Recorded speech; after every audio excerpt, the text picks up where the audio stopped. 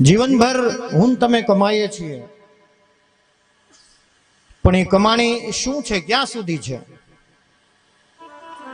આ શરીર છે ત્યાં સુધી જ છે. કમાયેલું ધન અને કમાણી બંને ક્યાં સુધી છે? આપણું આ શરીર છે ત્યાં સુધી. બાકી એ કમાયેલી સંપત્તિની અંદરથી કરેલું જે સત્કર્મ છે, કરેલું જે પુણ્ય છે, એ જન્મો જન્મ સુધી મારીને તમારી સાથે એ ભાથું બની અને રહેશે. તો એ ભાથું બાંધવાનો સમય હોય તો એ આ સપ્તાહ યજ્ઞ છે, જ્ઞાન યજ્ઞ છે.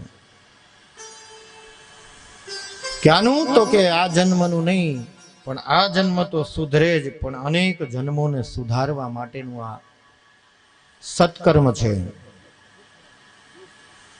અને એ કૃપા કરીને ભગવાને અહીંયા મારા અને તમારા આંગણાની અંદર ઉતાર્યું છે સત્કર્મ. ગંગાજી એ વહતા વહતા આપણા આંગણાની અંદરથી પસાર થઈ રહ્યા છે. એટલે આમાં ડૂબકી મારવાની છે, આમાં તરવાનું મહત્વ નથી, ડૂબી જવાનું મહત્વ છે. કથામાં આવ્યા પછી ડૂબી જઈએ, આના એક એક સિદ્ધાંતોને લઈએ, આને ડૂબી ગયા કહેવાય. ઓલી નદીમાં નાવા જઈએ ત્યારે ધ્યાન રાખવું પડે કે ડૂબી ન જઈએ, નર્મદામાં, ગંગાજીમાં.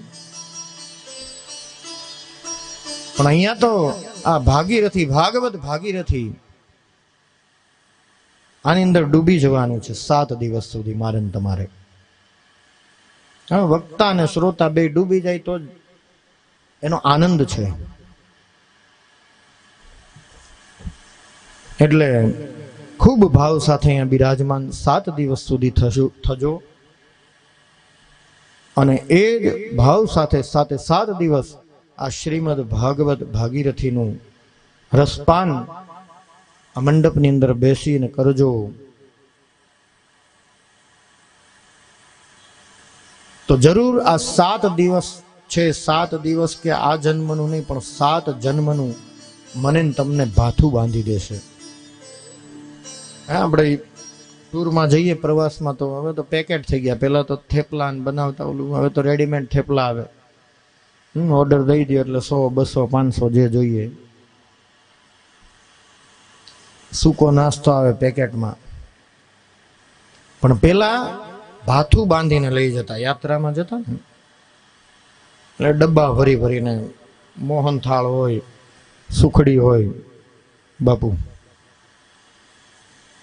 આવું બધું અલગ અલગ ભાથું, જે 15 દિવસ, મહિનો દિવસ જાત્રા કરે ત્યાં સુધી ચાલે.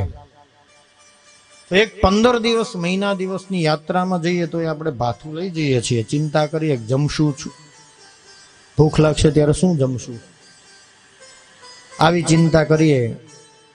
પણ આ જન્મ, આ શરીર ગયા પછી આ જે અંદર જીવાત્મા છે એના માટે શું ભાથું બાંધીએ? આનું વિચાર્યું આવું કોઈ દિવસ આપણે? હા, વિચારવાનું આ છે. ઓલું તો શરીરને પુષ્ટ કરવા માટે આપણે કરીએ છીએ, પણ સાથે સાથે મારો તમારી અંદર રહેલો જે જીવાત્મા છે એની પુષ્ટિ માટે શું કરવું? તો એના માટે આ સત્કર્મ છે. અને આવા જ્યારે સત્કર્મનો લાભ મળે ત્યારે સંપૂર્ણ ભાવમય બની અને આમાં ડૂબકી લગાવીને ડૂબી જવાનું.